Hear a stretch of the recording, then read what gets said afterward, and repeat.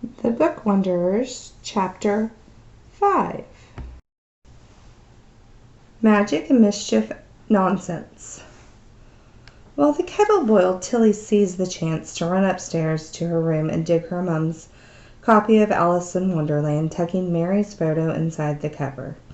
Granddad wasn't at the till when she returned with the tea. She tracked him down in the corner of the shop that they rather grandly called the office, although it was really just a desk tucked in a corner of the fourth floor where customers didn't venture as regularly. As she headed toward the office, a sweet, smoky smell lingered in the air, one that got stronger as she got closer to the desk, alongside a murmur of voices. Someone very posh was responding languidly to Granddad's questions, and as Tilly rounded the corner, she saw a tall, elegant man in an expensive-looking gray coat sitting opposite Granddad. To Tilly's surprise, he was smoking a black pipe, which was the cause of the sweet scent in the air, and he was wearing an odd hat with a flap on each side, even though it was always cozy inside the shop. "I don't mean to be rude, but I don't think you should be smoking in here," she said, putting down Granddad's cup.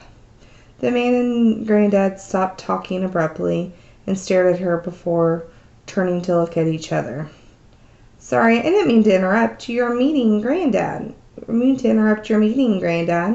Tilly said instantly, worried she'd become too terse with someone who looked decidedly important. "I just wanted to ask you something, but I'll come back later."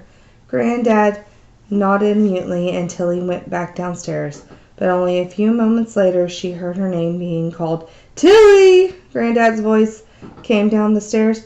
"Wait for me a sec, will you?" Tilly paused so Granddad could catch up with her. "Sorry about that, love," he said back to his usual self. "I was deep in conversation and entirely forgot I'd ask you for that cup of tea. Sorry if I was strange with you. You know how I get. Can't concentrate on more than one thing at a time." "It's okay," Tilly said.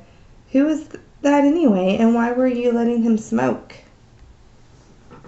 Granddad looked sheepish. "Oh, he's an old friend, and he likes doing things his way, so I let the rules slide for him and turn a blind eye. I know it's ill-advised."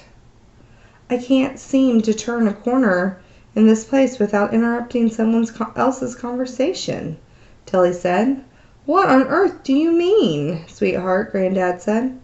"I barged in on Grandma catching up with a friend yesterday, too, and that lady vanished as soon as I interrupted. I just seem to make everything awkward." Which lady was that?" Granddad asked slowly. "I think she was called Lizzie," Tilly said. "Grandma said she reminded her of Mum." Granddad took a deep breath and smiled warmly at Tilly. "Enough reminiscing. What were you coming to ask me about?" Tilly showed him the book and she still had tucked under her arm. "Ah, Alice in Wonderland. Perfect research for the party. Can you believe we've never had an Alice theme before in all our years of autumn parties?" "It's one of Mum's," Tilly explained, passing it to Granddad, who opened the cover automatically and saw the photo that Tilly had showed him yesterday. He stilled for a fraction of a moment before placing his palm on the photo, like it was on the cheek of a child. "It's a lovely connection to have, isn't it?" Granddad had said, holding the photo up to his glasses. "Having the same book she's reading in the photo. She loved Alice in Wonderland too," he said, closing the book and pointing at the cover.